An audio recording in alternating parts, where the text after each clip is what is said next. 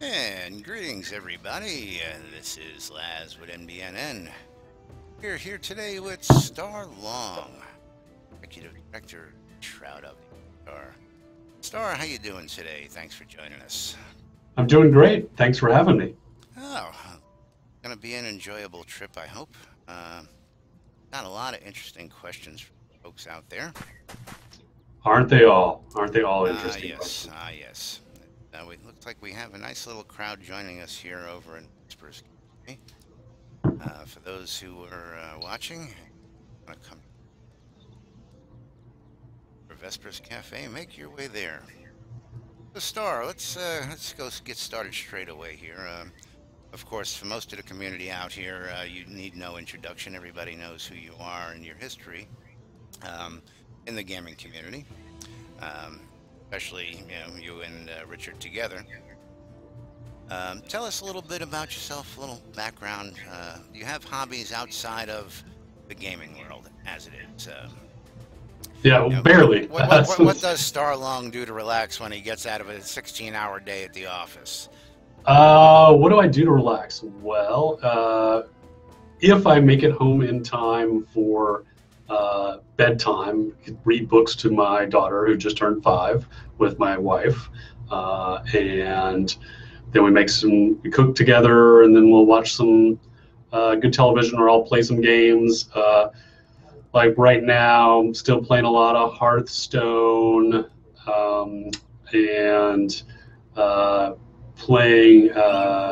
That's on my phone, and that's my mobile game right now of choice, my mobile crack. And then on PC, still playing Divinity, Original Sin, playing some of that. Play Shroud when I can. But I really try to spend free time playing other games so I can get design ideas and inspiration from those. And then, like on the weekends, going swimming with the family, and going to see movies. Getting a run in every now and then when I can. Mountain biking, traveling. Love to travel. We try to go out of the country once a year. Our last trip was to Lyon, where I had a friend, actually fellow game developer, Harvey Smith, and his wife Leah. Harvey Smith, he worked on Deus Ex and also on Dishonored. He's living in Lyon. They're living in Lyon right now, so we went to visit them, and then we went to Barcelona. And I guess that's a good rounding of it, and the general merriment with friends. And Contrary to popular belief, you do have a life outside of making. I do. Although I play, like I was mentioning, I also play games outside of work. But yes, I do have an actual life, and that's actually one of the things that we, for a company culture, have been really supportive. And one is, just age. Like, I don't bounce back from long strings of overtime days like I used to when I was a spry young thing. Right. So, we try to keep the overtime in check. And you all have a lot of you all have family things going on now, and children, and Exactly. it's a different world, of course.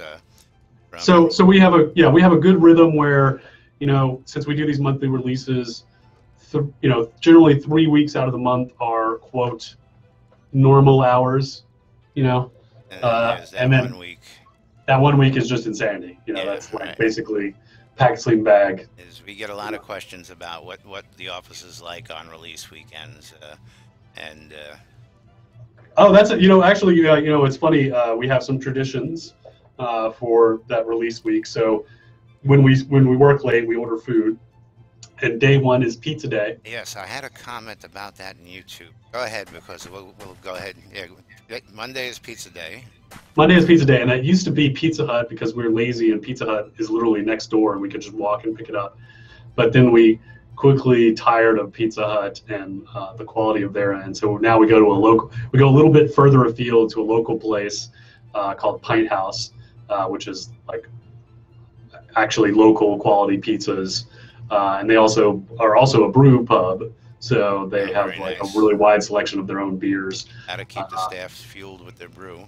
exactly. And then Tuesday is Fried Chicken Day from a local place called Lucy's Fried Chicken. And And that's where then I got a comment from. This guys can't be too bad if they eat at Lucy's Fried Chicken all the time. And people out there were like, "That's good. I like to hear that." And it's funny that you mention it. And there's another one also on Wednesday. You do something else, Wednesday is barbecue day, barbecue and day. we go to County Line barbecue. And a lot of that's nostalgia because we, back at Origin and even NCSoft days, County Line was close to the close to the Origin office, and then later close to the NCSoft office because those were both near each other. So that was our barbecue joint of choice, and it's not too far from our current office. So Wednesday is barbecue, and then Thursday, uh, we sort of recycle the whole thing and we start over with. Get rid of everything and put all over again. Yeah, yeah. So that's what, and then that's the fun part of getting yummy food. But then there's also the brutal of like, let's hope this build passes sanity tests so we can go home before midnight. And always, and there's always the hope, like when we get to that sort of sanity test around 9 or so, where we're like, oh man, this better pass, because if it doesn't pass, then we have to do another build, and builds take about 2 to 3 hours. I was going to say, I know they take a long time to compile them to get them fixed. Yeah. We've seen that in the past, and thankfully we haven't seen too many bad ones in the past, so that's a good thing as well. Well, it's funny. We, for the last 2 releases, that cadence of how the releases are set up is, they're 4 weeks long or 5 weeks, depending if it's depending on where the calendar lies, but it's 4 to 5 weeks. Yeah, and so the last week is supposed to be lockdown. So the Thursday before the Thursday release, we lock down. That means you're only doing bug fixes and only polish. And we used to be really bad about that. Like we said we would do lockdown, and we even had a calendar. Everyone had it in their calendar, like today's lockdown. And in the morning during our standouts, we'd be like, today is lockdown. And then we would just keep cramming in new content, like up until the very last minute. And that would generate a lot of bugs. And so the last 2 releases and this one coming up, we're really holding the line, and lockdown means lockdown. Real quick, any comments on the Great Capron incident? The great what? The Great Capron incident with the capes. Oh, where they were like flipping around and doing the diapers and all that stuff. Yeah. Yeah, so we upgraded Was that one of those little, something that just couldn't get straightened out? I mean, well, so that one in particular was the value of getting you guys to test stuff for us, because that cloth simulation problem that was causing the what did you call it? We call it. I coined the term capron because capron, the capron, or it was an apron, and people started talking about it in the game, I see you got the latest capron on, and it just became a point of pleasure to poke fun at it, because we knew you guys were struggling with that one little minute detail. Well, yeah, because it turned out like what happened to us was that particular issue would only show up in highly congested areas of the game with low frame rate. And for us, we don't deal with when we're testing internally. We don't have the kind of performance issues we have in a live environment, so we never saw it. And then when we would try to reproduce it internally in the editor, gotcha. Like we couldn't do it because we're getting decent performance. And it wasn't until we connected the two and said, oh, it only shows up when the performance is bad, were we able to fix that. Gotcha. That took us a surprisingly long time to finally get that. So yeah, that was the caper. Yeah, it was just good fun to people got a good laugh out of it. Real quickly, I asked Chris the question. I'm going to ask you the question. What does the executive producer do? I wish I knew. What is the executive producer's job? Well, technically, my job is to quote run the project. So, I'm in charge of the schedule for the project and the allocation of resources and um, prioritizing what content we build, what order we build it in, trying to identify dependencies and task accordingly. So, um, so that's my official job. So what that means in practicality is I spend a lot of time in a program called Jira, and Jira is basically a task tracking tool, um, task and bug tracking tool that we basically what we do is inside that tool goes everything we ever want to make, all the features we want to implement, all the content we want to implement, plus any bugs that we find. And there are, tens of thousands of these issues in Jira, and it's my job to manage all of them. And so what I do on a pretty much a daily basis is deal with both the micro scale of that and the macro scale. And the micro scale is, okay, we've got a release coming up. Here's approximately how many tasks each person can handle of this certain size. Assign those to that person, prioritize them everywhere from blocker, which means like this person has to do this task before this other task can be complete, all the way down to a low priority issue, which means in general we won't get to it unless we're dealing with some downtime or something like that, or the person clears out everything else out of their queue. Gotcha. And so then what I have to and that's kind of on the micro scale for a release, and then I deal with the macro scale, which is those quarterly schedule updates that I put out, which is trying to look at that big picture and figure out what the best sequence of content is, both from a pure implementation standpoint, i.e. we need to do this thing before we can do this thing, but also looking at what the users are doing in the game and figuring out, oh, we should pull this feature in because it really helps with this activity that I see the users are doing, or is it related to fundraising, because we are a crowd-funded game, and so one of the things we have to be aware of and make sure we're paying attention to is, how's our fundraising going, and are there things that help or hinder fundraising, etc. So I have to I have to sort of look at that task order and priority in that framework as well, and then finally think about it like just from a general public perception, like what is the press going to think about it, what is the community going to think about, like what feature is going to improve that perception or challenge that perception, etc. Gotcha. Okay, a lot of people want to know, what's the scoop on Starr? How does Starr fit into the lore, the history of Shrouded Avatar? Is he related to Lord Blackthorn? There's not enough known about the character. We know the person behind the character, but there's a lot of mystery and question. Can you fill us in as to what the relation, if any, there is between the two? Well, so I can sort of divide my answer into an in-character answer and then the business reality. Actually, I can give my Earth answer and my Novia answer. So I'll start with well, that would be fine as well. Yes.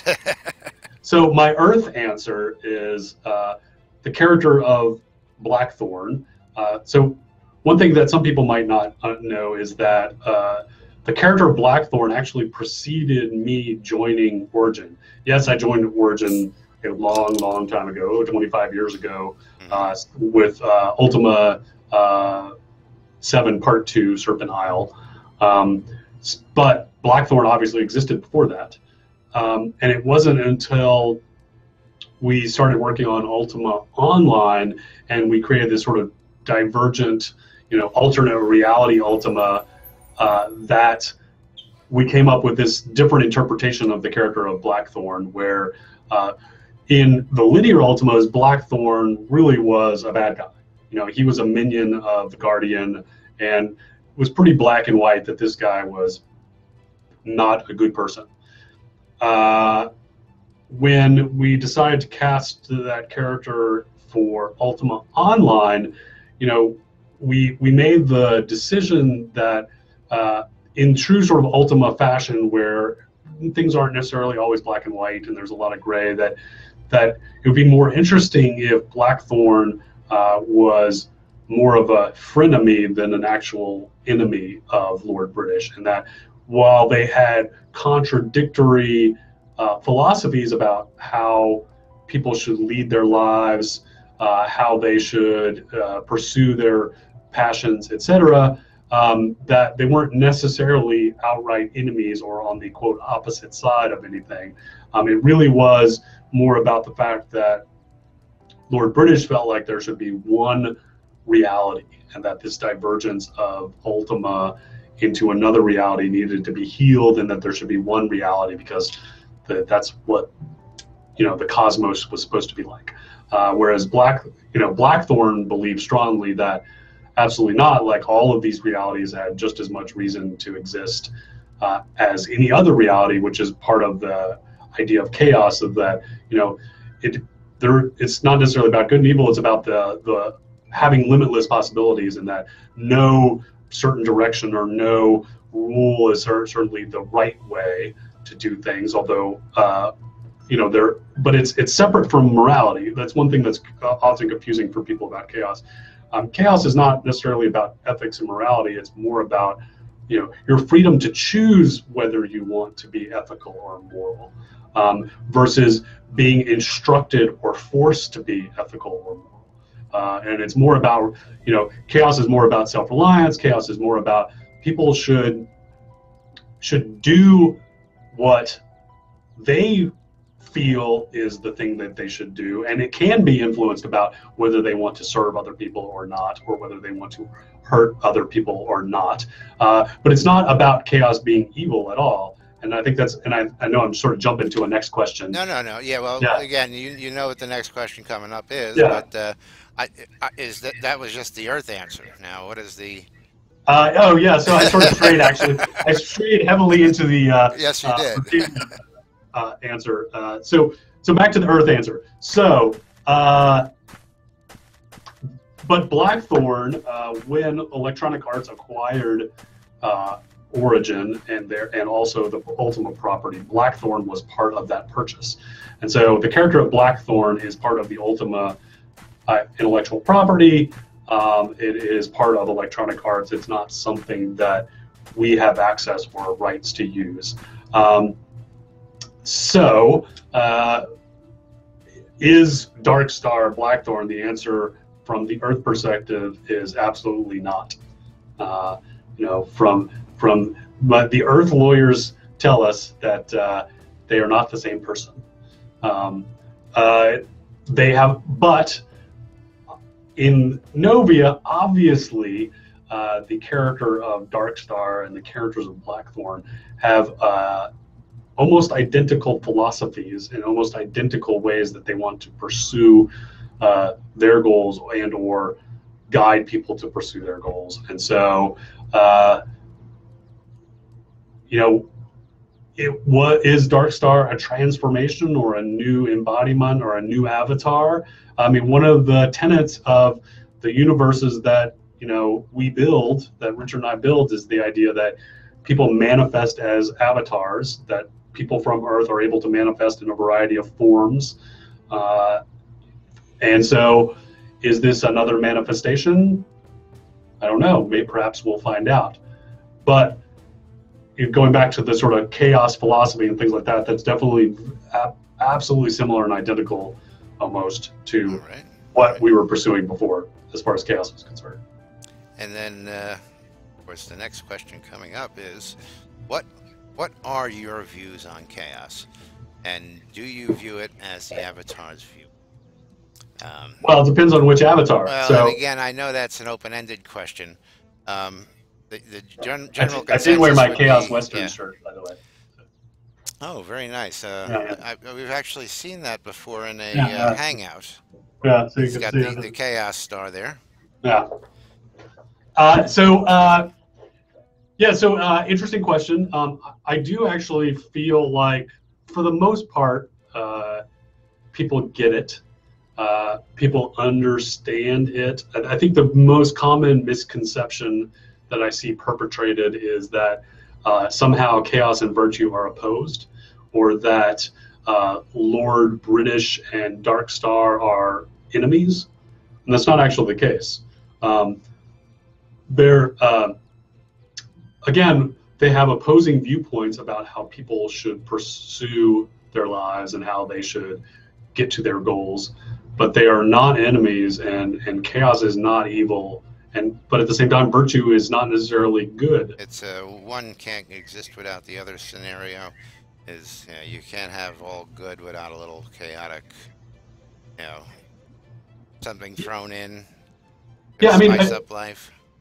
virtue is about setting out a set of rules and ways for you to live your life, and a set of guiding principles, and which is very, very helpful to some people to help them to be nice and to build a community and maintain a community. That's not actually in opposition to chaos, because if you really embrace chaos, you can be virtuous and chaotic at the same time. Good You point. know, Good point. because if chaos at an extremely fundamental level means you're not told, or you don't have to act any certain way. You are given the choice to act in a certain way, and virtue could be one of them. And do you choose to take that path, or do you choose to take this path? Exactly. Yeah, Um, and so you can, and also there's a common misperception that chaos is anti-community or anti-cooperation, and that's not the case either. Chaos can be about a community, but maybe it's more about trying to foster a community that's about ultimate choice. a lot of interesting outlook there. I'm sure a lot of our avatars out there, are going to be a little bit more enlightened come time they look at this and go, I never look at it that way. All right. Yeah. Moving on. Question from another viewer. Does the expiration of the benefactor pledges herald an incoming alpha or beta phase coming up for Shroud of the Avatar? Is that something that is, again, the question, I guess, says it itself. That what we're coming and looking at? Are we going to be moving into those phases due to, or? Yeah, so I think this is a great question, and I think let's start with establishing some definitions of what alpha and beta are, at least for us. So our definition of alpha and beta are this. So alpha is feature complete. So alpha for us means that we are done implementing all of the core features of the game, and we are now, the only thing left is to build content and fix bugs. And so that means, and when we talk about features, that means things like crafting and taming and fishing and house decoration and character advancement and creature AI and all of the things that make the game run, and all of the tools that players need to run the world for themselves as much as possible.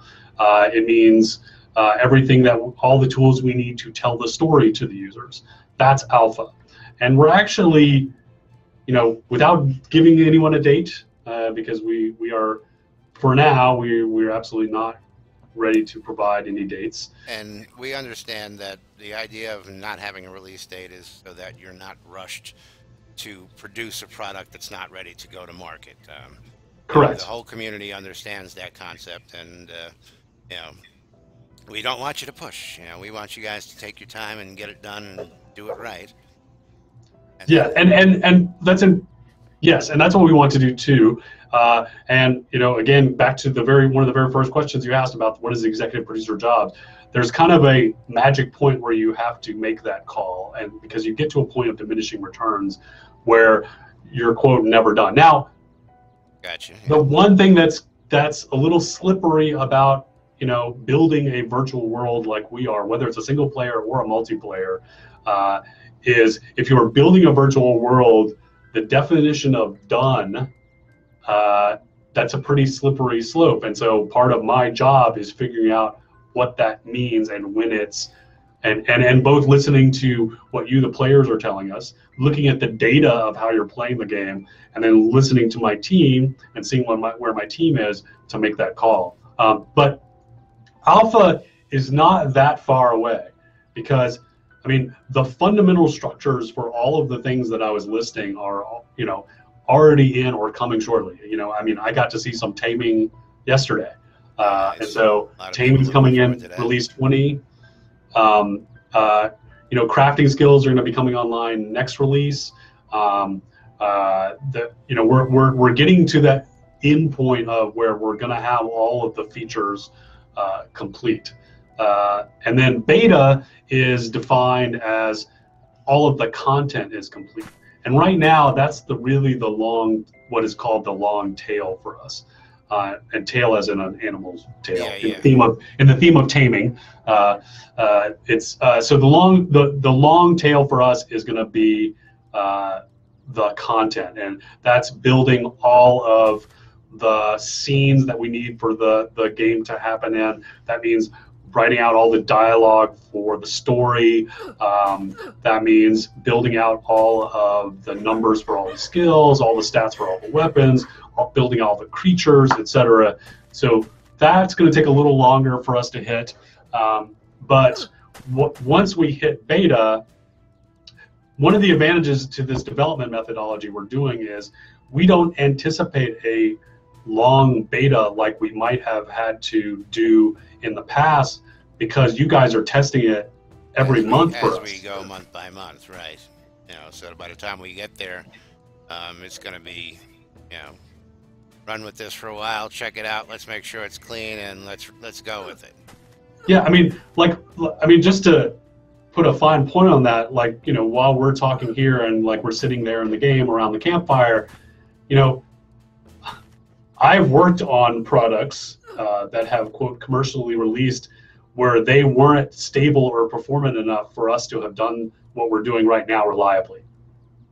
Yes, and of course there's a lot of comment that the access that we as the players have at this point in the development to be able to help shape that is just monumental as well. And of course we're loving it as much as you guys, because the data you guys must be getting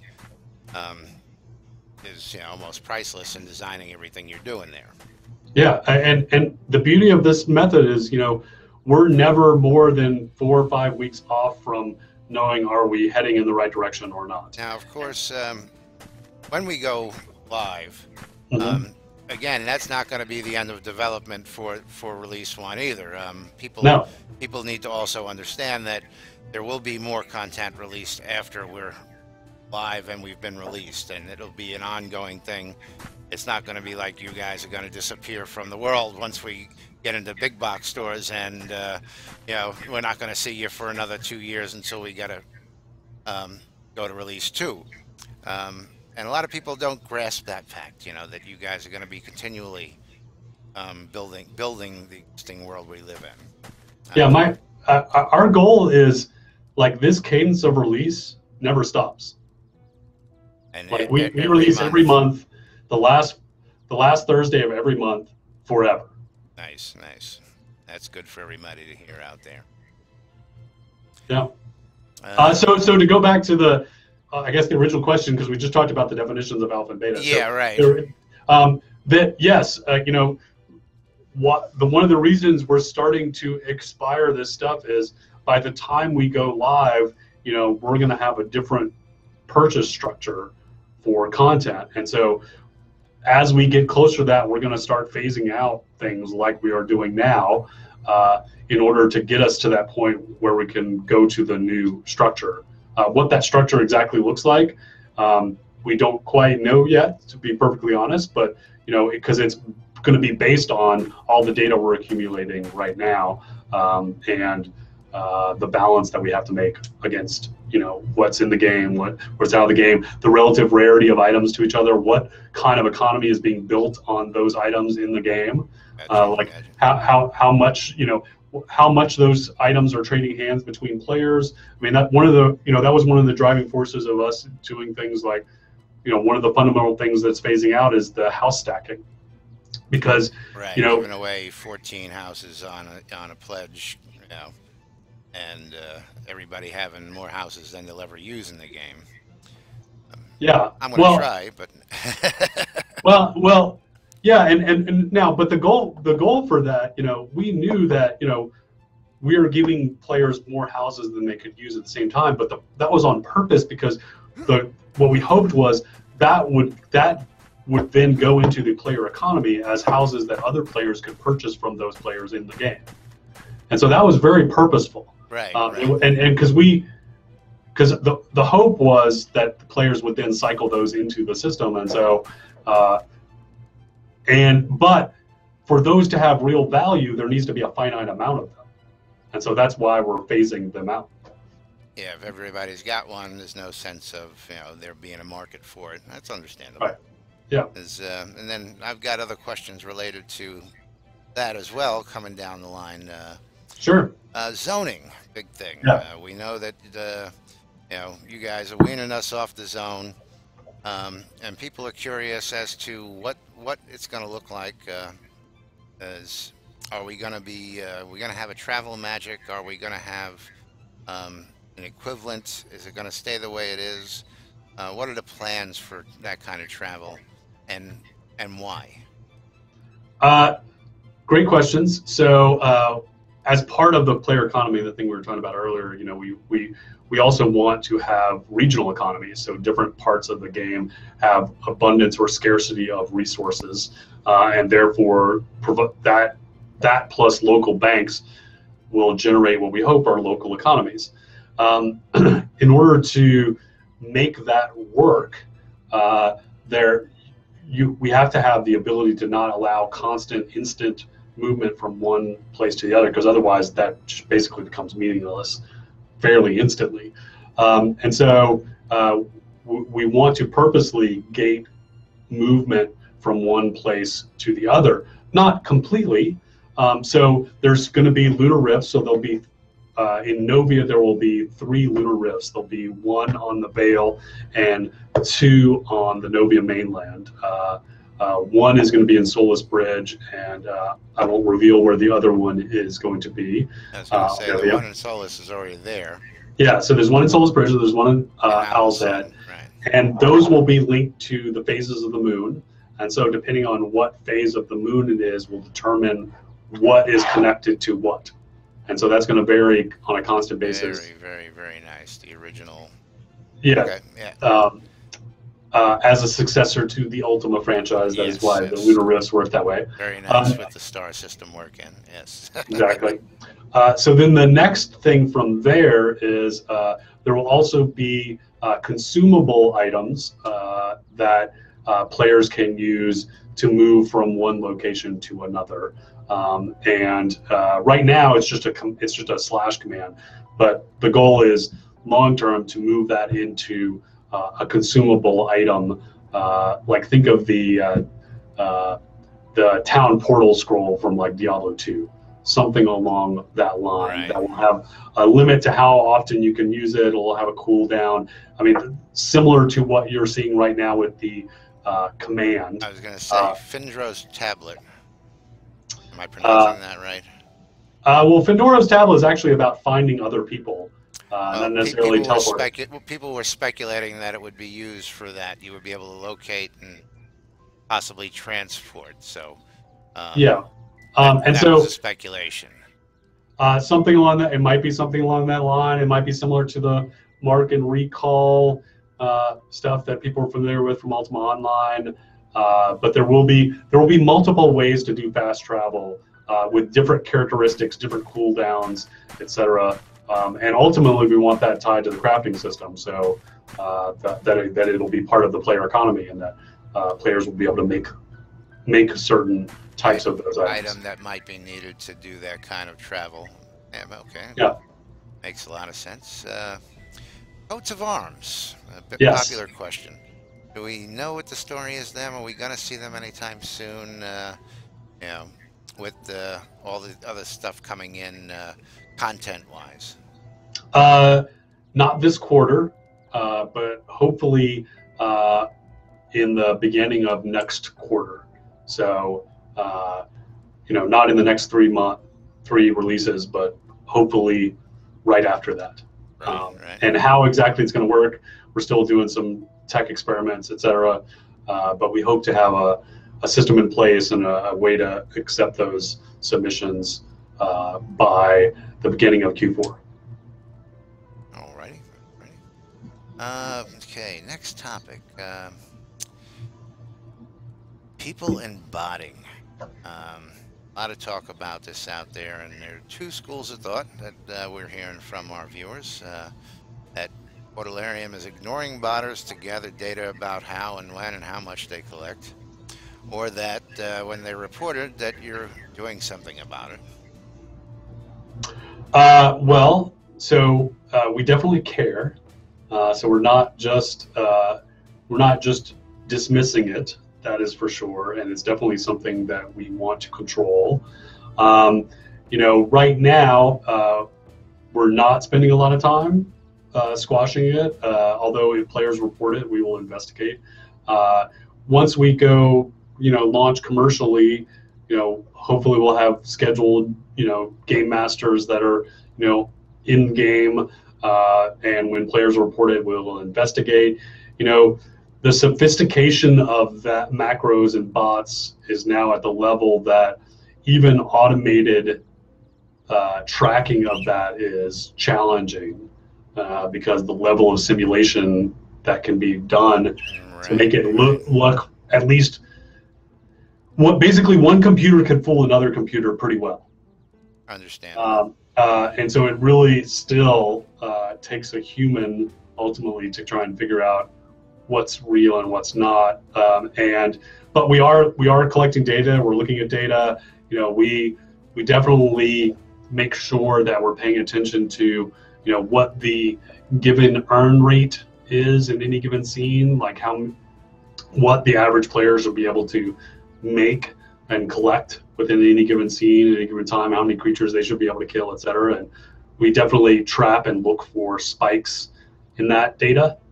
But I mean, our goal is to be able to, control that as much as possible because we understand all the issues related to it. And, one of the reasons, we didn't go initially, and I use the word initially heavily, why we initially did not go with a use-based system is because of those exact problems of botting and macros.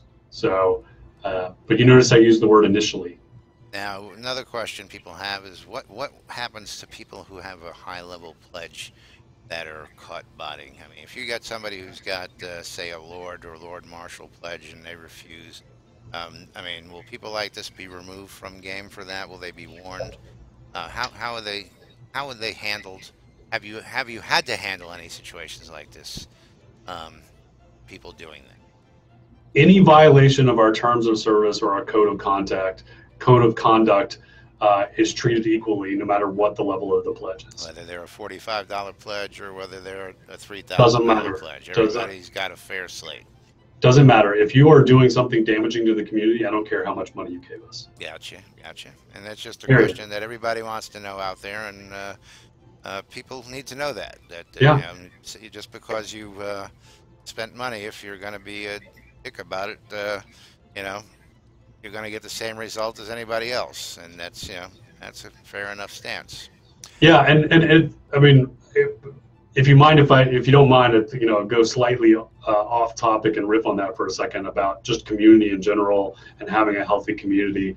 It's I'm watching bemusedly the Reddit meltdown that's currently occurring, and it's amusing to me to see the new kids on the block, the Twitters and the Reddits of the world, just completely ignore 30 plus years of community management and really sort of fundamental,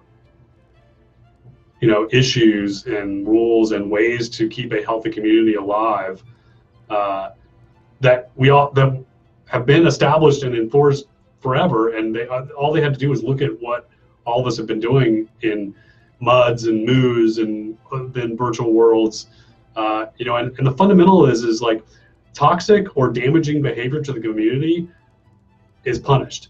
Period. It is literally that simple. Like starting with a warning, and ultimately enforced with a ban. And that ban can be temporary, that ban can be permanent, but toxic behavior cannot be tolerated. It is damaging to the community, and it doesn't matter how much money or how much vocal or what rights someone believes they have. If you are hurting the community, you will be dealt with. And Reddit, what's so funny is, Reddit tried to not do that. We're going to let everybody do whatever they want. Right. And of course, that results in, the worst imaginable behavior you can believe, and now they're having to sort of reverse their position and try and enforce some rules of conduct, and everyone's freaking out and like, you're censoring me, and it's like, you're taking away my freedom of speech. Is like, it is not a public space. I've seen backlash about it, and I'm not a big follower of that. I mean, I've got my Twitter and I've got my G Plus and I've got my Twitch, but even I heard the repercussions of the backlash of that, and that's just it's not good. Yeah, and sometimes we, and I'm not denying that there are times in online community management where moderation isn't done as perfectly as it could be, but moderation is absolutely necessary. Yes. And it's not censorship, and it's not the squashing of dissenting opinion, and it's not eliminating critique. That is never the goal of moderation. Gotcha. Now, real quick on the subject of botting. Yeah. The average user using macros. Yeah. Does Portalarium have a stance? I know it's like it goes to a lot of games where the repetitive tasks for crafting, and sometimes people go ahead and they find a little something that does that repetitive task over and over. Some people say that's just the same as botting, is about going out and gathering resources. Other people say it's not. What's Portalarium's stance on using a macro to, say, craft or do something, attended, unattended, however people want to look at it? So first of all, this is great. This is the first opportunity for me to use my celebrity catchphrase. Don't lawyer me, bro. So that's because the next thing I'm going to say is we do not have an official position on this yet. We've not made an official statement. So what I'm going to say now is just discussion and off-the-cuff answer. There is no binary answer to this. There is no, you can do it this way or you can't do it that way. That is literally going to have to be on a case-by-case basis. And the general rule is just like any of our general rules about the community is, if we believe it is damaging to the community or the health of the game, we will act accordingly. If we do not believe it is damaging the community or the economy of the game, then we're not going to do anything about it. And I guess that's a fair enough statement for everybody else out there. Yeah. And again, like you were saying, the macroing and stuff out there, and you got to look at the fact that, and here's an interesting point that somebody brought up. I'm just going to go off Razer. You guys promote the Razer products, but the Razer Chroma boasts tools that allow you to macro and do this and do that and do the other thing, and essentially help build one of those things we're just talking about. Yeah. So it's sort of a little catch-22. We promote a really great product and a really great gaming keyboard, but it also allows you to do things that may be a little unscrupulous in the game at the same time. Again, it's going to have to be on a case-by-case. But again, the amount of automation that can be handled by a program these days is actually amazing. But that's another whole topic that we could Yeah. probably go on for hours about. Um, all right, moving on. Hot topic, and everybody always wants to know, and I think I already know the answer, but taxes, Yeah. plot taxes and fees. And I was curious, this is something I was curious about. That is it going to be based on, a lot size, that the taxes are going to be based on, or is it just a number that you guys say, okay, this is going to be for this size, this is going to be for that size, um, and that's just how it's going to be across the board. Is there any in-game fluctuation on that, or is it just going to be an arbitrary set number that a rollout's going to incur X amount of taxes, no matter where it is? So okay, so again, don't lawyer me, Don't lawyer bro, me, bro. because we haven't implemented that system yet, and so a Right, lot of that right. will be dependent on when we actually get to the implementation phase. Because the way development works is, we always use the quote from The Art of War, Sun Tzu, of "No plan survives contact with the enemy," and basically that's how development works. Is you come up with a design on quote paper, and then you go to implement it, and it's only when you go to implement do you arrive at the actual final design, because implementation brings up a lot of things that potentially change that original design. So with all of that said, and that little explanation out of the way, our current thinking is the tax will be based on the size of the lot. So a row lot will incur the least number of taxes, and a uh, you know city-sized lot will incur the greatest number of the largest amount of taxes. And that exact number we don't know yet. I mean, that's all any number. And actually, this is a good opportunity to remind everyone that any numbers that we have in the game, any values we have associated with anything, the weights of objects, the costs of things, the frequency that resources are being generated in the world, are all placeholder. I mean, nothing about the game is Now, balanced. I've had people say, you know, we need to have an increase in X because every time I got to buy it five at a time, and it's a pain in the butt where it should be, at least 100 available. Things like that. Cooking was something I brought up with somebody, was the cost to make a particular recipe. There's one recipe that costs, I believe, like 260 gold to acquire all the ingredients for the recipe, but its end product only sells for 25 gold to Right. another vendor, and we know that's lopsided. And um, you know, Well, but with that said, uh, we know that's not right, but that shouldn't stop anyone from reporting that. And the more detail that you guys can provide us on that, the better. And so that doesn't necessarily mean we're going to act on it immediately, right, right. but the more that's all about. This is how everyone gets to help us make this, is pointing out those things and listing them out and helping us, guiding us, and we'll get to them eventually. And the fact that a vendor sells 99 of one item and 5 of another right now is, again, something that's just not set in stone for right now. It's just there to say, hey, we know it functions, it works, and you can actually physically do what it needs to be done. Yeah, all the numbers in the game for anything, and all the content in the game is literally there as what do we need to get it in the game and get it in the hands of the players. That's about as that's mainly where all of those numbers sit. Gotcha. And then, of course, the big burning question, of course, was, do you guys have an idea of the number you're tossing around as to what those lots might be taxed at? But 5 million gold a minute.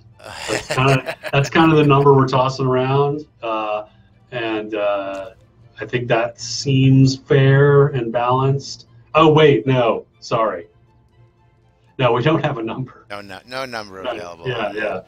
yeah. Is now another question.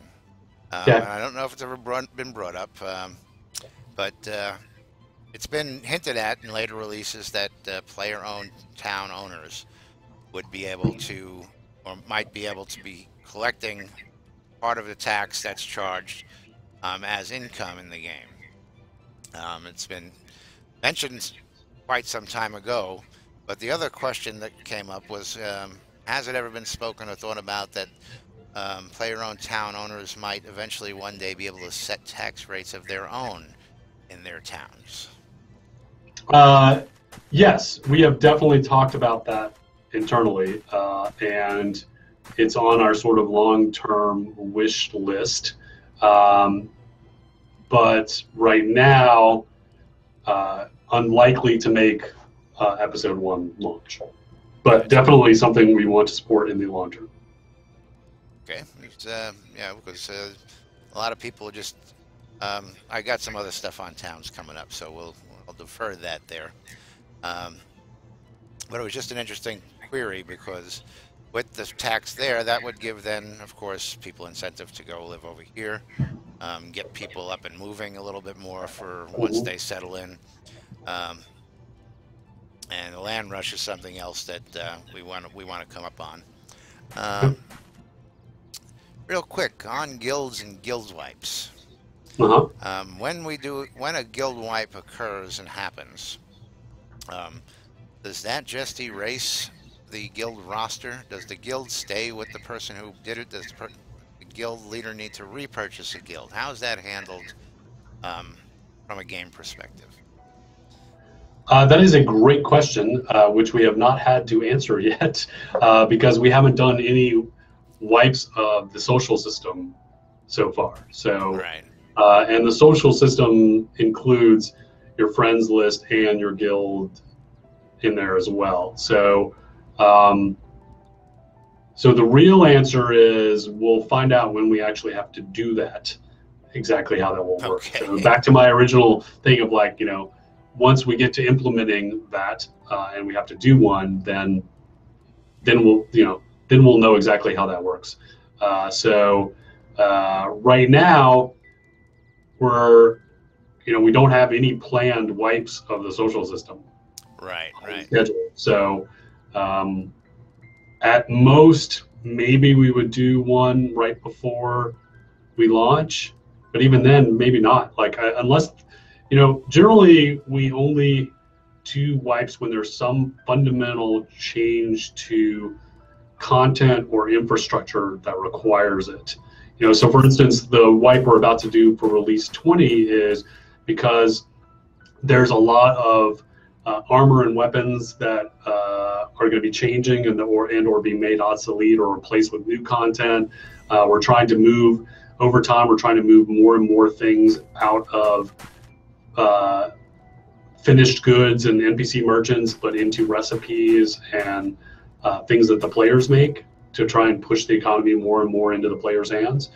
Um, so, uh, and then there are some fundamental ways that materials are going to be handled. So, for instance, one of the things that's going to happen in R20 is that, shields and weapons are now going to show their material color, just like Right. armor does. Correct. So, a combination of a lot of those things is forcing us to do a wipe. There's also the thing that Chris leaked last time, which is the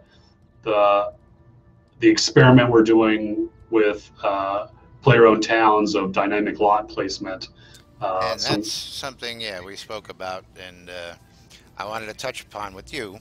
Okay. Um, with the announcement yesterday by Dallas with the uh, player-owned towns, we spoke about this beforehand, um, and all that. Somebody speculated about, okay, some players may actually just want to have their town, and they don't want to build it out to maybe its fullest potential. They would maybe want to open up 10 lots out of, say, if they had 20 available, and that would be where their User friends and joined your family channel. lived, and that was it. Um, and maybe there is no answer to the question yet, but the concept behind the player owner being able to assign the lots, is that something that is going to be uh, viable throughout? so that once the player has their town placed in a hex, they're going to be able to edit at any given time, or is this going to be something that they're going to use to lay out their town, and then you folks are going to make a hard-coded copy of, um, or do we even know? Well, okay. Again, celebrity catchphrase, don't lawyer me, bro. And a big caveat to this dynamic lot placement is it is still very much an experiment. Yes, I we mean, all it is a understand that. fundamental change to how all of that works. However, with that said, it's looking pretty promising. I got to see some of it in action earlier today. It's looking very promising.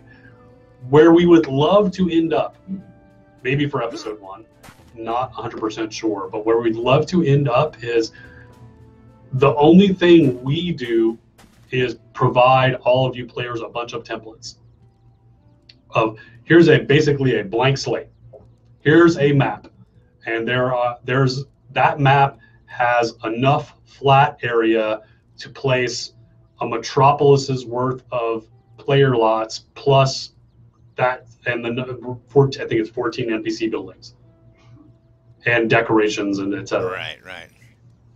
And then players do all of the rest, and they put down the houses. They decide I want to put a road lot here. I want to put a city lot here. Exactly, I want to exactly. put my NPC combat shop here.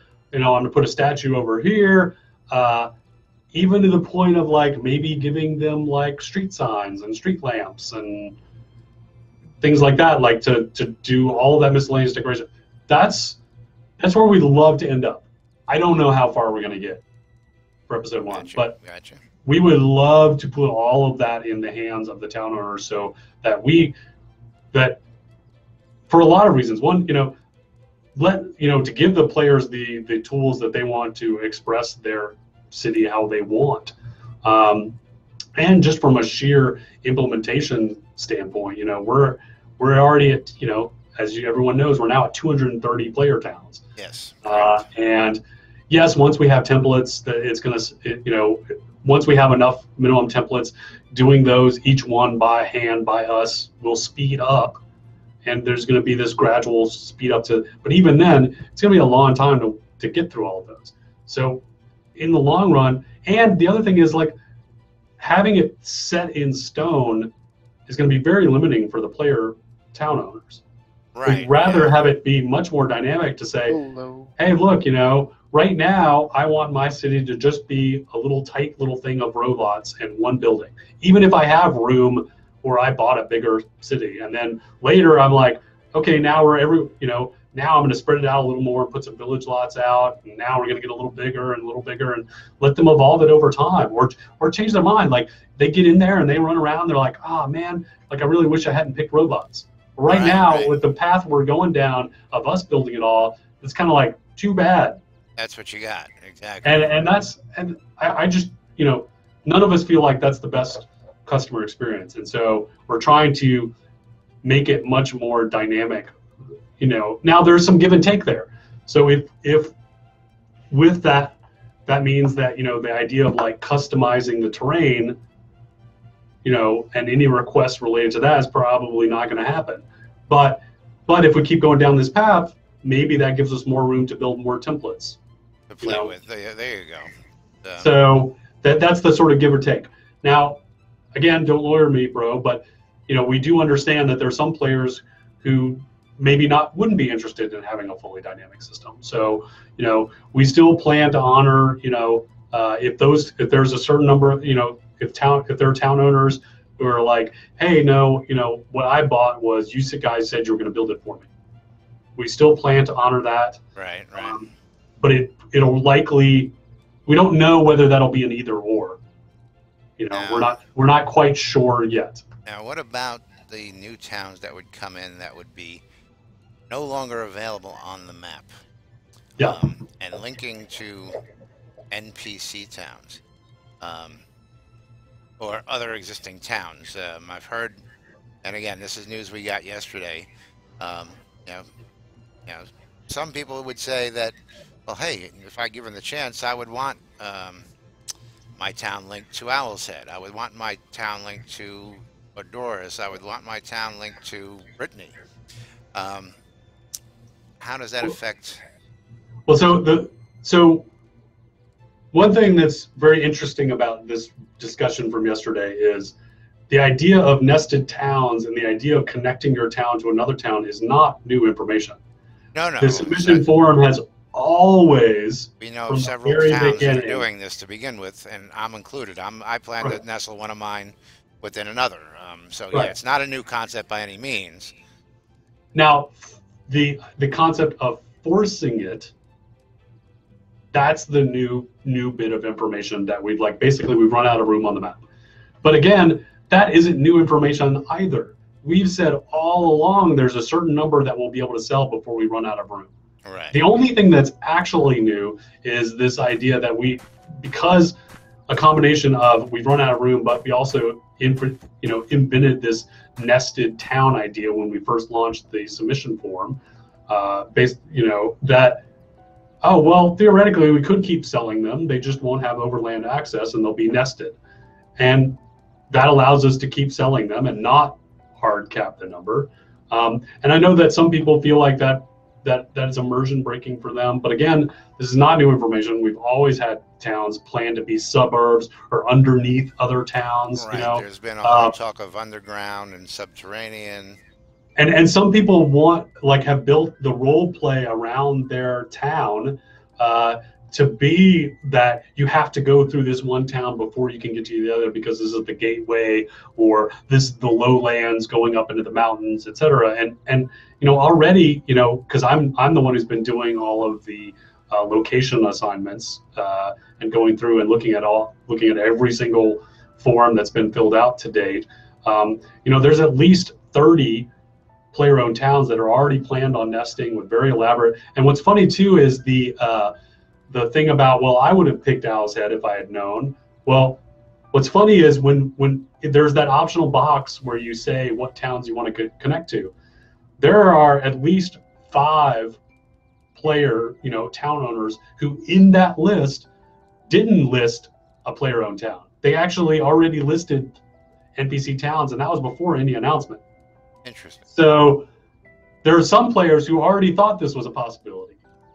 And submitted it in chances of, and that's okay. Interesting. And again, and one thing that's also important to note is because we're still building out templates and we're still experimenting with the player-owned towns and implementing them, nothing is locked yet.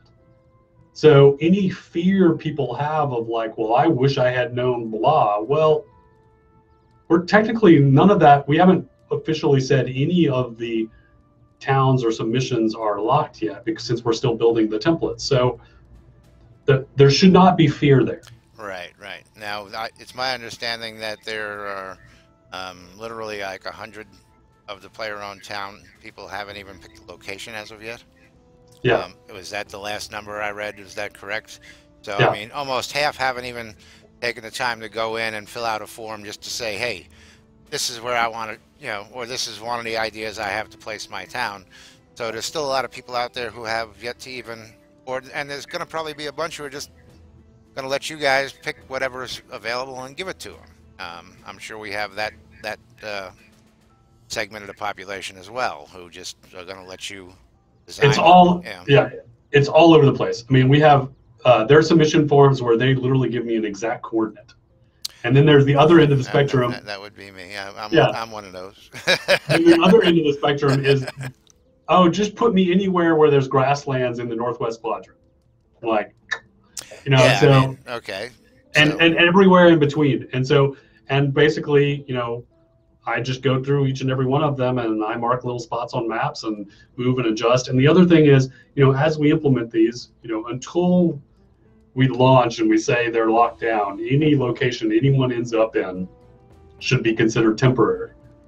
We reserve the right to change exactly where any town goes and how they're related to each other and all those things forever, but at least until launch. Now, another big question is, with, of course, the challenge of getting all player-owned towns in, we have the player-owned town versus the land rush. Yeah.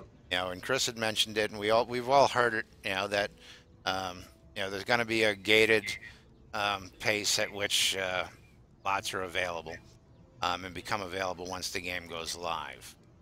Um, Now, somebody had asked, well, for the land rush, do you foresee all of the player-owned towns being available for the land rush?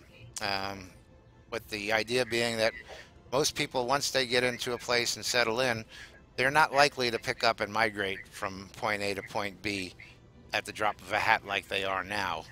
Um, Well, because, so that's one of the goals of getting this dynamic lot placement in, because if we're able to make it work, again, it's an experiment, don't lawyer us, but if this experiment pays off and it works, the ideal scenario is that allows us to get all of the player-owned towns in fairly quickly. I mean, I mean, like, in a heartbeat almost comparative to, what's yeah, because at projected. that point, all it is, you know, locate the location on the map, any connections that have to be made to other towns, and then the template.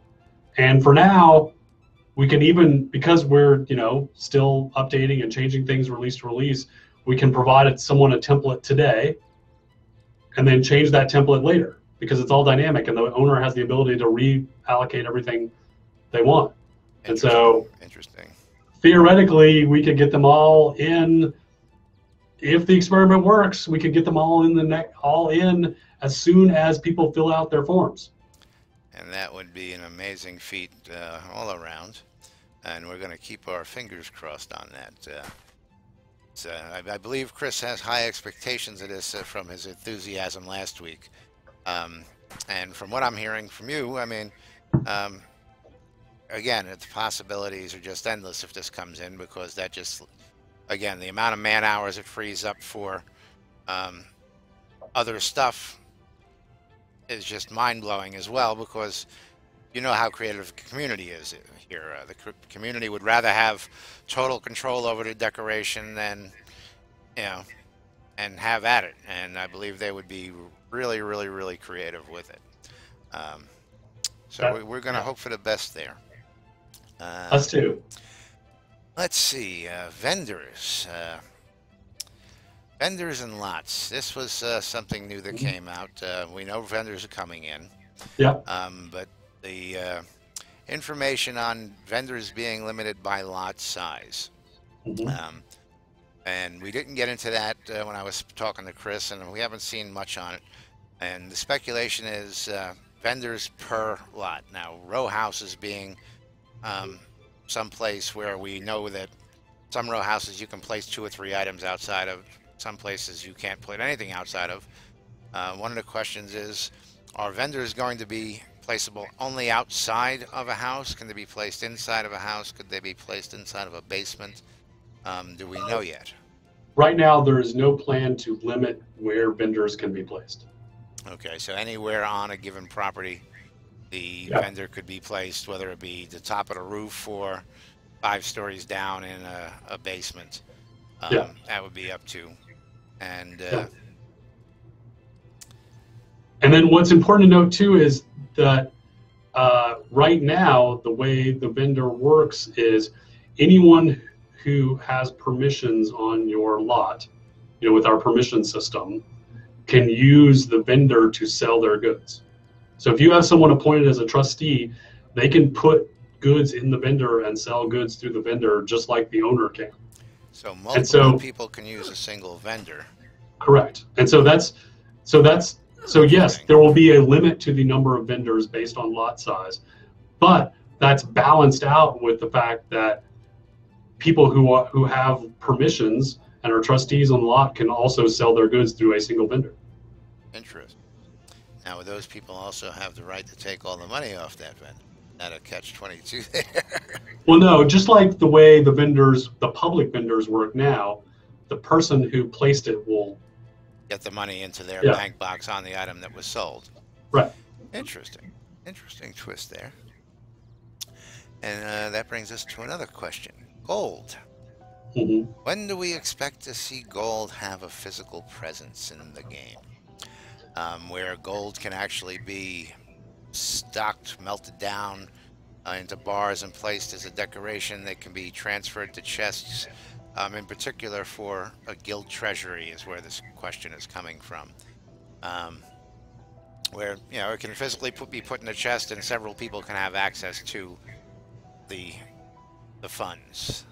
That is a great question, and I don't know off the top of my head where that sits in the schedule, but that's definitely something that I may reprioritize based on this conversation.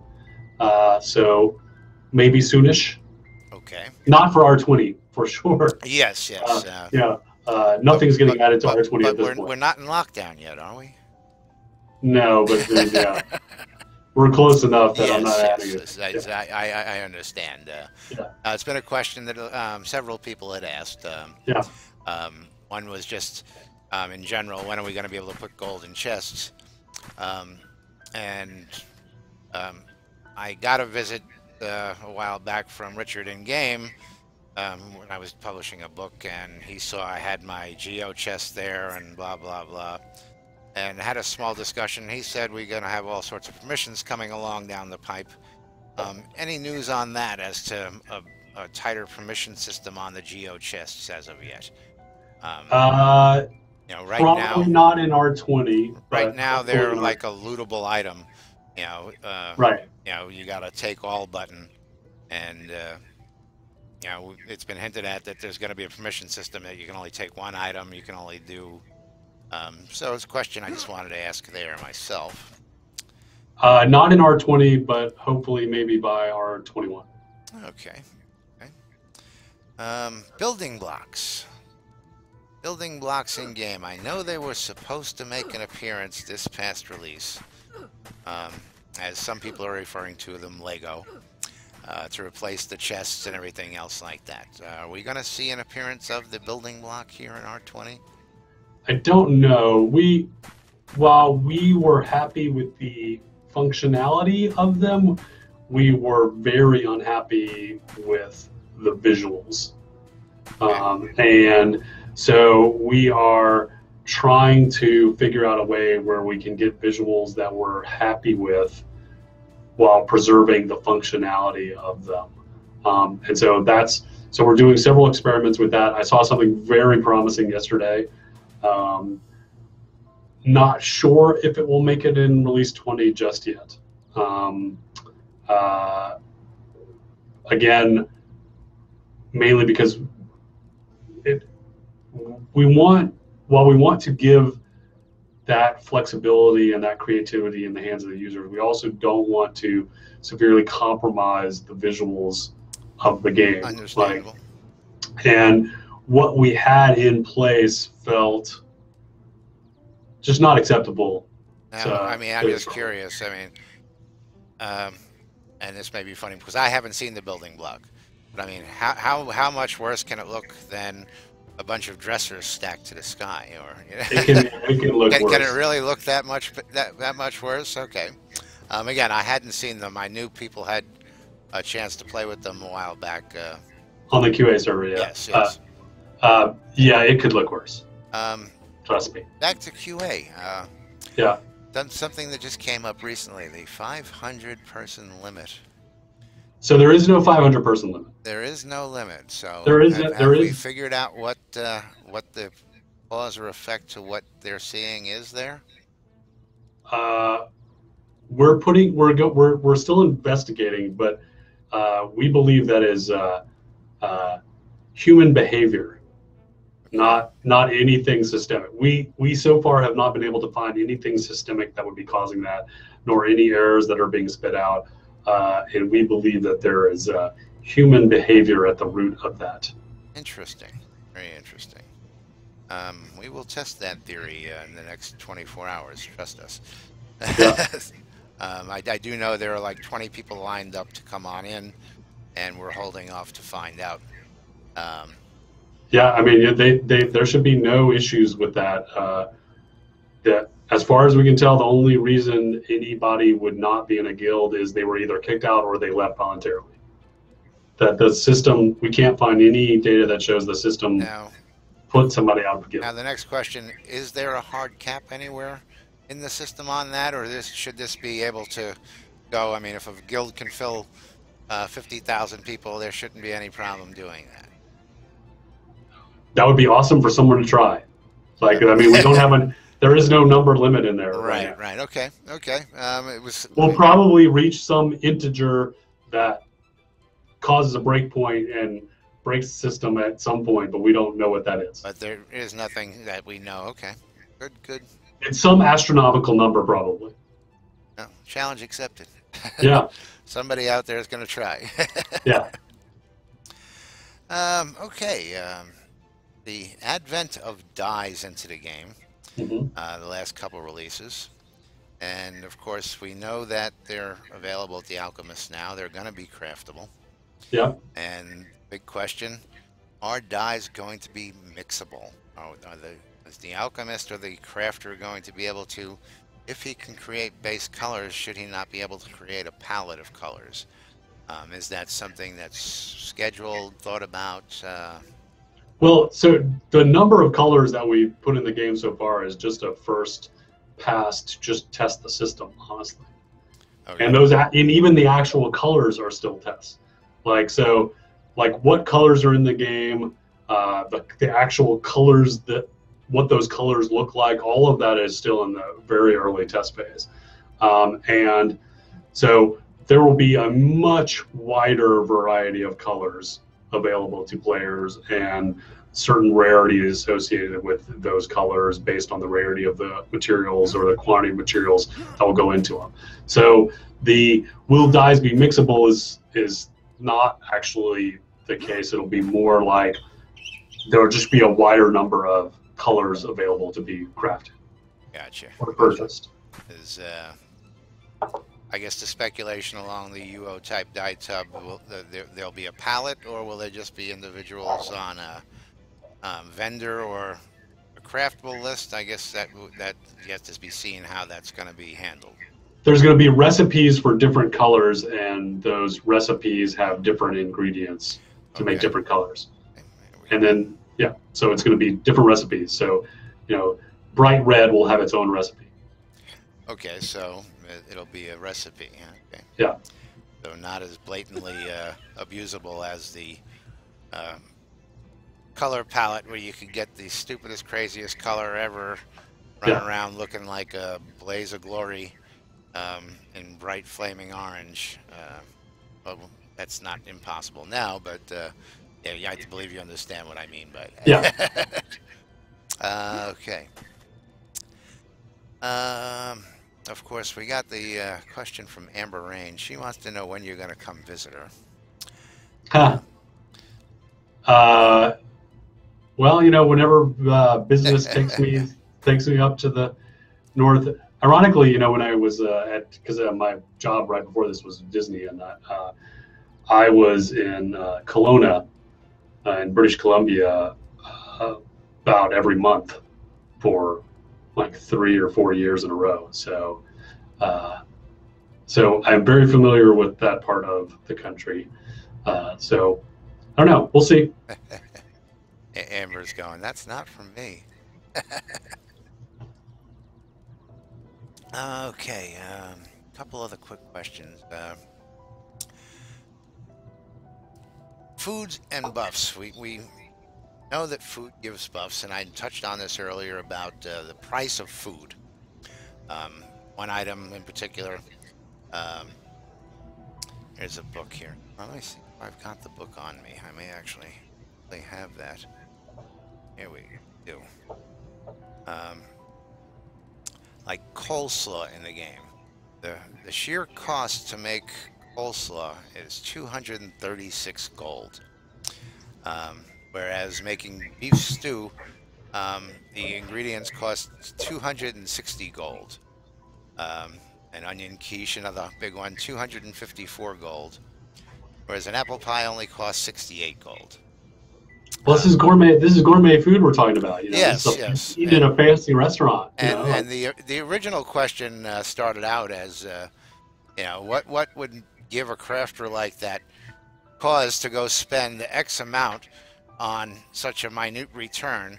And the question evolved into, will different foods give different buffs eventually that would have something to offset um, a cost difference like that in reality? It would Well, make sense to yeah. cost X amount if it gives you, XYZ buff. Well, so there's more of so I'll answer that on the macro and then the micro scale. So on the macro scale, any numbers that we have in the game are purely placeholder. Right. And we, Like we touched like on that. yeah, and so the ratio of the cost of the goods to the finished product. I mean, that's we know that's not right, but that shouldn't stop people from mentioning it to us and listing it and being very specific. Right, right. Like the list you provided, that'd be great for somebody to report and provide that list of like Well, we had what. somebody who handed me a book and said, "Hey, can you do this?" And I actually have the book. Actually, let me Yeah, just for giggles and grins, I'm gonna just pass that on to you. look at that. Uh, I will read this book.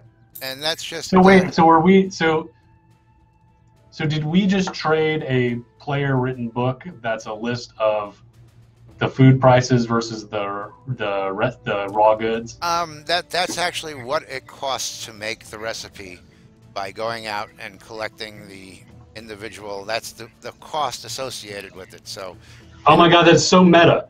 you know. So so they use the player made the ability to make their own player book to notate Yes, the to cost of the the cost recipe. of what it was. Um, Oh and my god, and again, this is this the makes me so happy. greatness of what bringing even books in. You know how many books are out there? I've probably printed over 1,000 myself, um, of the NBNN newsletter. Um, We'll just um, wait till the printing press goes online next week. I'm waiting because we can load up. I believe it was set up to 25 books at a time to print, or was there no number? You can actually tell it to do 100, according to you, Yeah, I mean the current thinking, as long as you have a blank book, available for, it's basically the number of blank books plus the source book equals X number of copies. which is going to make for interesting printing. Yeah. The geo chests and books have been actually wildly popular. People, are running around actually delivering them into people's geo chests. I find different books, from time to time, checking mine out. Um, I've taken and I put gust balls in my chest so that people can come by and go, "Ooh, look, a gust ball," and they can take a gust Nice. ball. I'm a big fan of gust ball, and you know, pushing for the gust ball movement here in the game. Um, Oh, so wait, I never answered. I don't think I ever answered the rest of the question though about the yeah, food. okay. Uh, so the costs are all are All what? arbitrary at this point. And the other thing that's the other thing that's misrepresenting here is that you had to go buy those goods to make those recipes. Ultimately, you should be able to go gather all those ingredients. So the fact that the only place to buy them, you had to go buy them, but you should be able to go find an apple tree and get apples off of it, or better yet, use agriculture and grow an apple tree and harvest the apples. That's another question I have coming down is, Yeah. So, and then as far as different buffs, yes, like long-term food. Well, one, the idea of having food have buffs is just, again, a temporary implementation to just get the functionality figured out. But long term, the idea is that there will be different buffs and there will be different durations. But the general difference between, say, a food and a potion is a food is a long term buff, whereas a right, potion is a right. sort of instant thing. Now, and on that with the food and the growing and farming, um, we've got plants and pots and all that. I don't think we've seen any examples of farming. We know that reagents are going to be harvestable that we've seen in the game, and we know that as pledge rewards, some people are getting reagent plants. Um, are we going to see, gardening? Are we going to see like, what's the word I want to look for? Agriculture. Well, yeah, but is there going to be a farming tool where you can plow up the land, or is there going to be a box that can be placed where you can actually do that? Um, Uh, what are the you, plans for agriculture in the game? So for episode 1, it's going to most likely, again, we haven't implemented the system yet, so Yes, yes, we this all is know this. okay. So don't lawyer me, bro. This is just current thinking, but the idea is that you would have objects that you could plant things in, ranging from a single pot for a single plant to big beds that you can plant multiple That's what things. I was thinking. Flower Yeah, beds or stuff like that. yeah, Because we know we have the greenhouse, yeah, and the greenhouse eventually is supposed to have functionality if the stretch goal is met to help yeah, do other things there. yeah. Um, okay. And yeah, waterfront homes. Here's another hard question coming in. Not coming in, but I've had this one. Huh? Um, any chance for improvement on waterfront where people could farm the waterfront?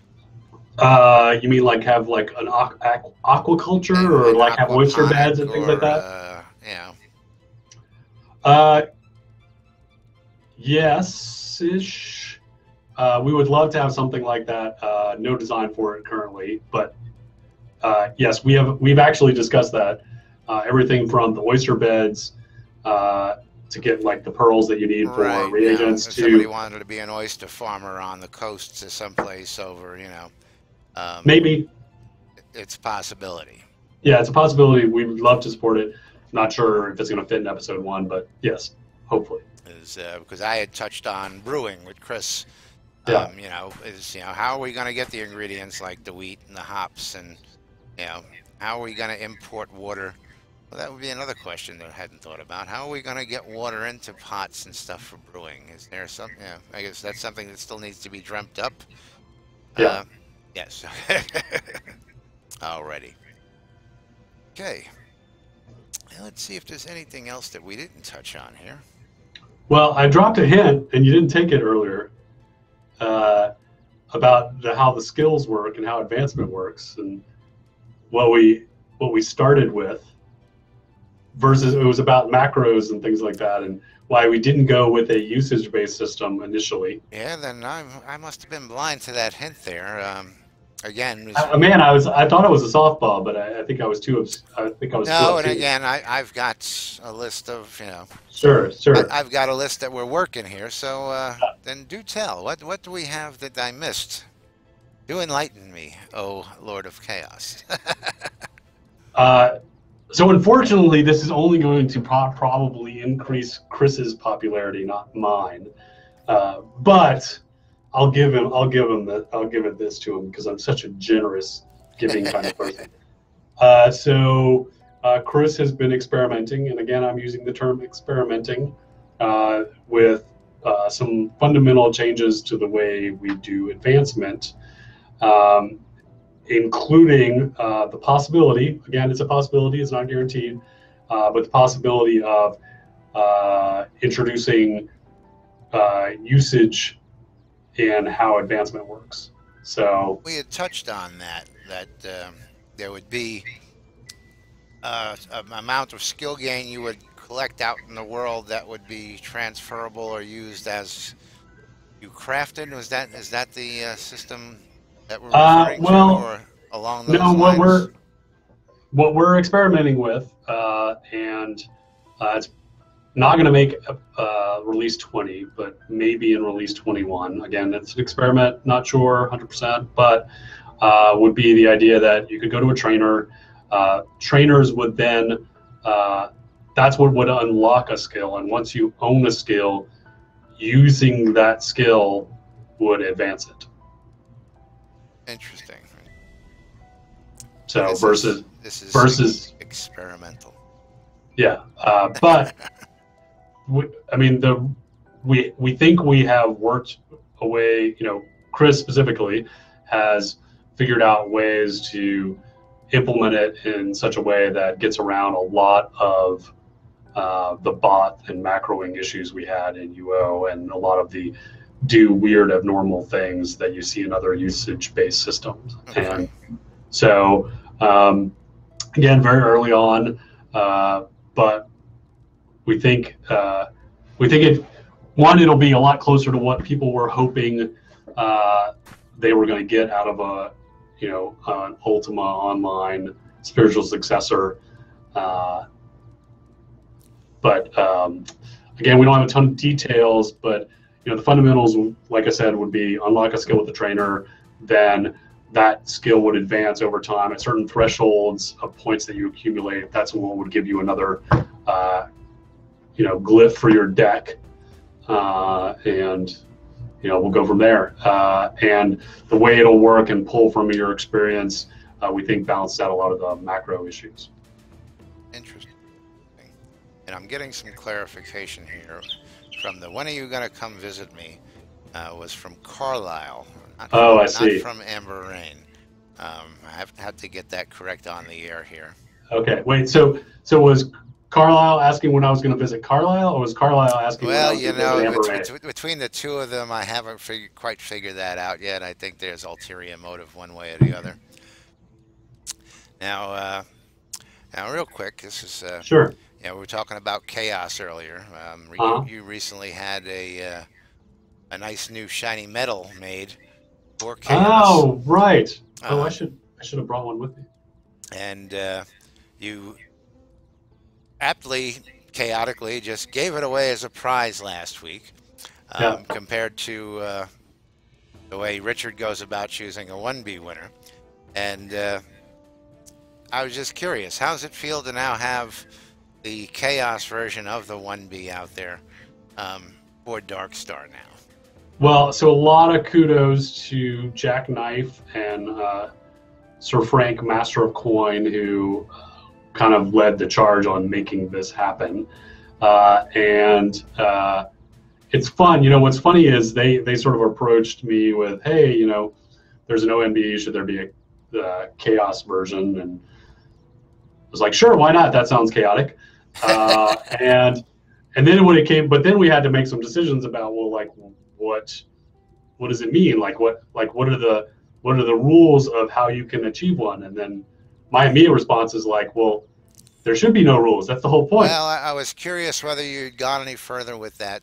I mean, again, it was just last week that popped up. And oh wait, we're being corrected. Amber, I have to give some credit because Amber did mention there should be an equivalent. In fact, I remember now when she received her ONBE, I think her things were like, oh, I'll accept it, but I feel weird because that's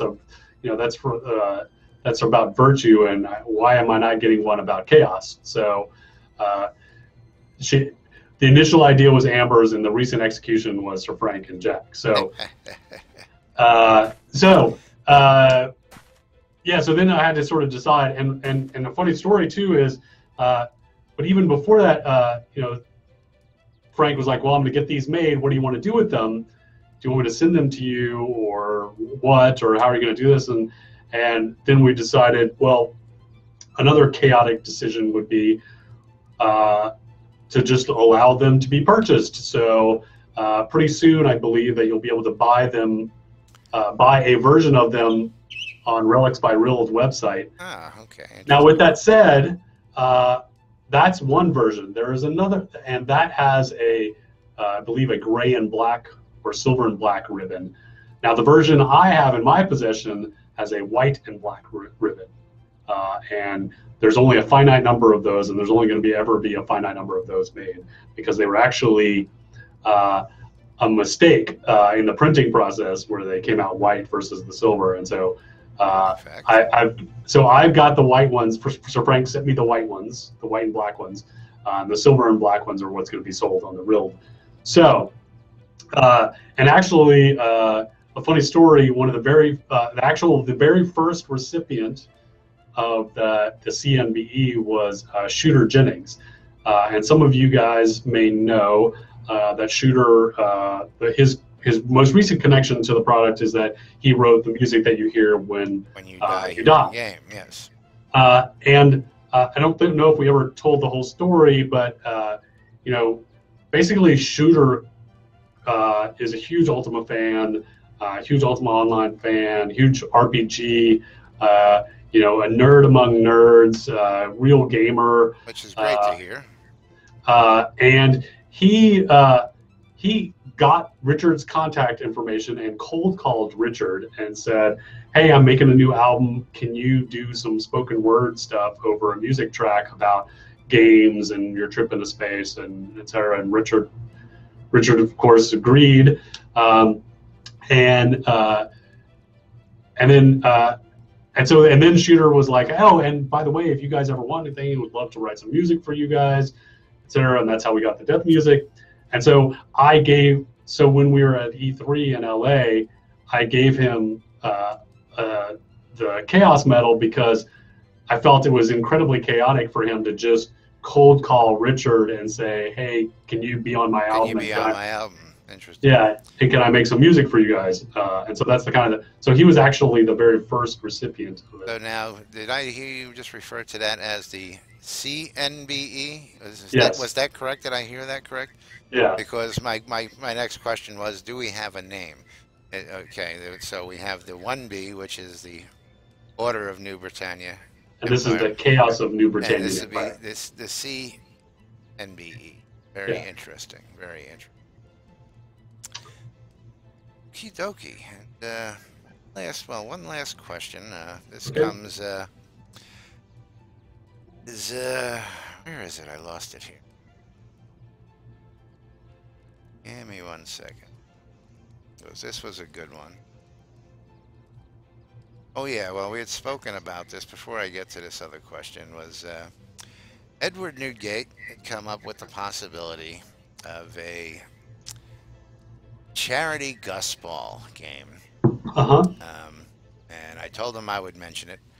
I don't have all the particulars, like I said, but he was curious as to whether good folks over at Portalaria might be interested in doing a team Dark Star versus Team Lord British versus Team Moderators versus Team Avatars, the way he's put it to me here.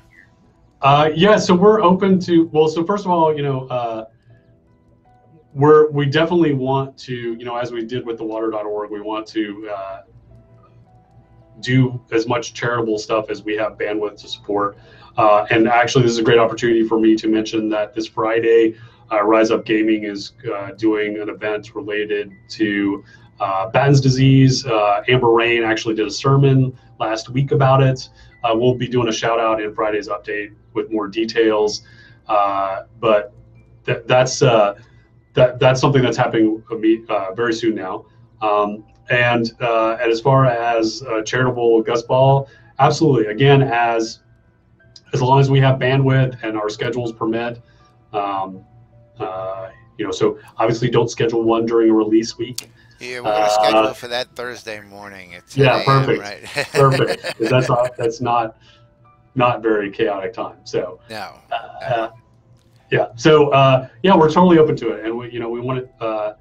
Amber's delighted. So July 17th to July 27th on Rise Up Gaming on Twitch TV. So check it out. Very good, very good. Thank you, Amber, for that additional information. And then to close up today, what's been the biggest challenge creating the game, and what feature would you add if money and time didn't play a role? Oh wow. So let's see. The biggest challenge to make the game. It is really hard to pick one. Well, and again, we try and pick questions that are going to make you go. Yeah, because we're crazy and we're trying to do everything. But let's.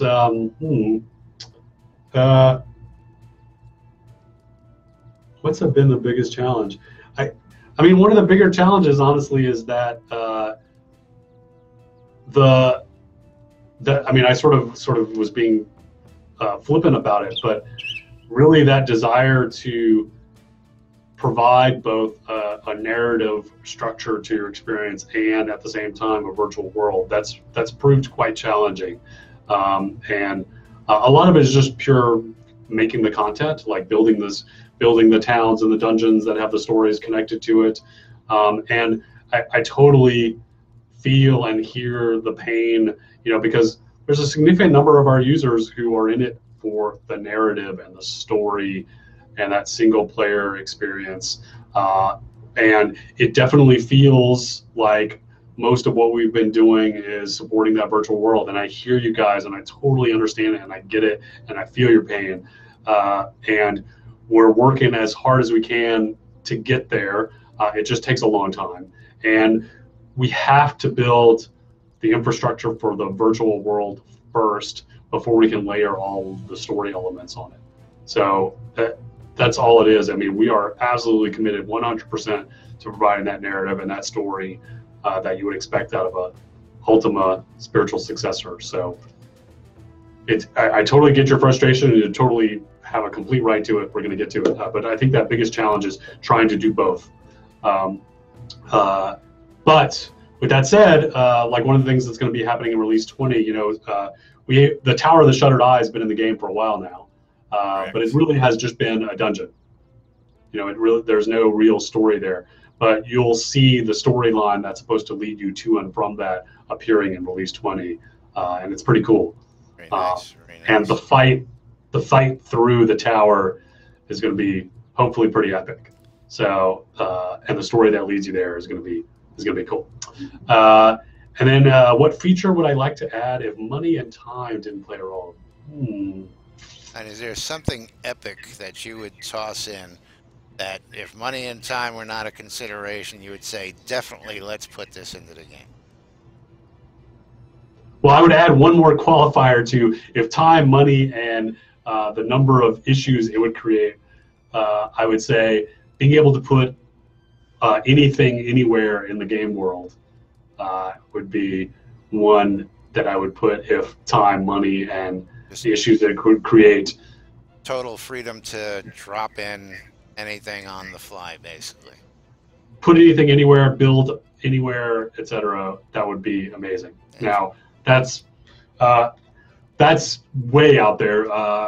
Maybe a little closer. If I had to pick, like, say, one of the stretch goals that we were doing, I think I would pick ships, and not just ships as transportation, but ships and ship combat. Interesting, which is planned for the future. We know. Yeah. That we're all going to be dying to see that when the time is right, of course. Yeah. And on ships, airships. Want to tell us a little about what might be coming down the pipe there? What airship? I don't know what you guys are talking about. There may or may not be some sort of player home that might look suspiciously like an airship tethered to your property. Suspiciously, maybe. Okay. Don't lawyer me on that. Don't lawyer me, bro. But there might be something like that. Maybe. I know it's been hinted at. I know we've seen it in different publications and in different.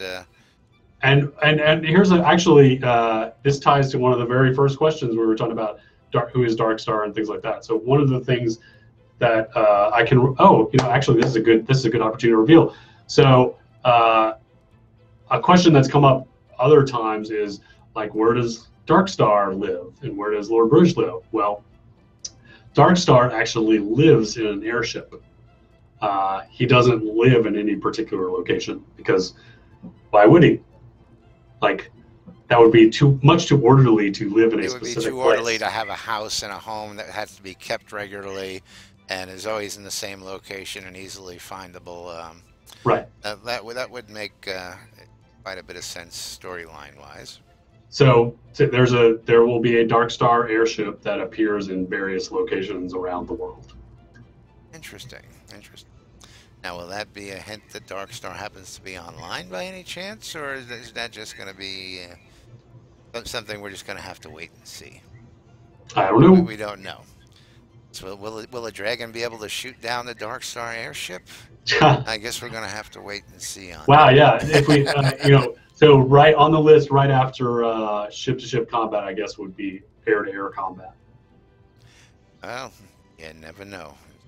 World where anything is possible. Sure. We episode see. 25 years from now. Perfect. Can I lawyer you on that one? Yes, absolutely. Episode 25. Episode 25, we will have air-to-air combat. Yeah, I guarantee it. Alrighty. Okay, I think that's about all we have. Anything that we've touched on today that you might want to just elaborate on, or anything you might want to add for the folks out there, what we can look for that we haven't touched on R20 coming up? Uh, no, I mean, I think that we've got a lot of exciting stuff coming up in release 20. Uh, the trolls coming along. Cue Ball's been doing a great job keeping you guys up to date on the forums about how that's progressing. Uh, the player vendors, I got to see that in action. That's going to be coming online. Taming. So being able to print books. I mean, there's a lot of cool stuff. A lot of content coming. Yeah. And, now taming is going to be, like we do with everything, is going to be an iterative thing. So you're not going to be able to, like, the first round of taming that's going in R20 is not going to be you're going to be able to tame every single thing in the game and it's going to work perfectly. And no, it's going to be the first pass and iteration. And so there may only be a handful of things that you can tame and use, but it's getting there. It's starting, and it's very exciting. So we might be able to see people wandering around with pet watchers, maybe? We'll see. We're going to start small. It's going to be probably things like bears and wolves to start off with, and we'll progress from there. Alrighty. Oh, and Amber's like, please be wolves. I'm like, yes, wolves.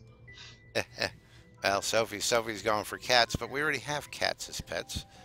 I'm just looking out there to see if anybody's got any questions before we part for today.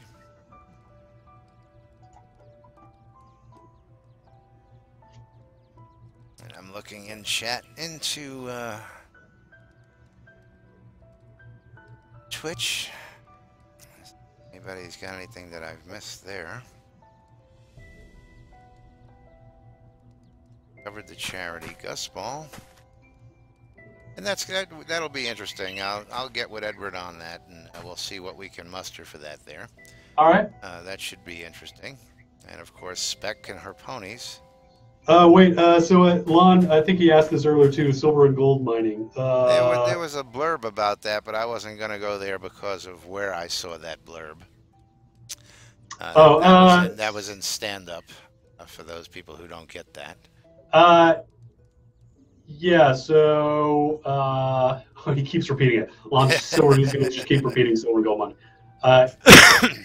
So not 100%, but maybe in release 20, there will be the ability to mine precious metals like gold and possibly silver and do something with them, which I can't reveal what that might be. And that, of course, touches on another topic that slipped me: jewelry. We know we have all these little extra character slots on the side. And we do know that jewelry as necklaces are coming in game because they've already been offered as pledge reward. With the advent of that, is jewelry going to be one of those crafting items that comes in the near future? Not in Q3, but definitely in Q4 for sure. There'll be the ability to make and enchant rings and necklaces for sure, but not in Q3. And do we have a short list of items that will be wearable? We would figure rings, necklaces. Are there going to be earrings, different types of maybe hats or headgear? Definitely rings and necklaces. Beyond that, don't know. Okay, that'll give it enough to buzz about for the next week or two, trying to figure out where you're all going to go with that. Oh, I'm looking at our list, and Amber reminded me too that we're supposed to do a sound bite. And so is that something along the lines of you're watching NBNN or something like that? Yes, but I do that after the interview when we're I see, not on air. Live, and I can get you and we can sit there and talk for a couple of minutes. But yes, that is part of the post-show show. I do actually have Amber. Amber was my actual first interview here on NBNN. Ah, right. And I've gotten a soundbite from everybody who I've interviewed. So that's something we will do here in just a minute. Okay, well, the last thing I want to say is just, again, a big thank you to the community. You guys are amazing. It's just such an incredible experience making this game with you guys. And the fact that we have, a radio station and now a news station with NBNN, I mean, like, it's just amazing. And thank you for everything you Don't guys forget do. the game show. Oh, and the game show. The So game it's, show is something else I'm pushing for Kazan. I love the game show, and you know, with the advent of a sport and a game show, a news station and a radio station, um, the possibilities are endless here, Starr. I mean, literally, it's just what the community can create and what you guys, provide to us to play with. And I think we're all looking forward to quite an amazing ride here over the next 10, 20, uh, episode 25 when we have combat and airships and yeah, an beyond. episode. Yeah, exactly. But keep us honest, community. Like, keep us honest, and be nice to us, but also give us critique. So uh, that's good. All right. Thank you, everyone. Alrighty, and we're going to go ahead and break away here. I want to thank everybody for watching out there, and thank you all for your questions. We're going to thank Starlong for joining us today and taking some time out of his busy schedule. This is Laz, and you're watching NBNN, your source for news, sports, entertainment, game shows, chaotic adventures, and more here in Shrouded Avatar.